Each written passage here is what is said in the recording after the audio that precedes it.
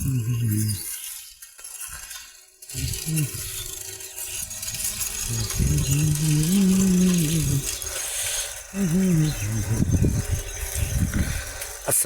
আলাইকুম আরহামতুল্লাহি ওয়াবারাকাতুহু। এখন আমি প্রকৃতিপ্রেমী ভাইদের জন্য বলতে চাই, আমি আজকে এমন একটা রাস্তা দিয়ে যাচ্ছি, যে রাস্তাটা অসাধারণ একটা প্রকৃতি দেখা যাচ্ছে। চারিদিকে মাঠ মাঠ আর মাঠ।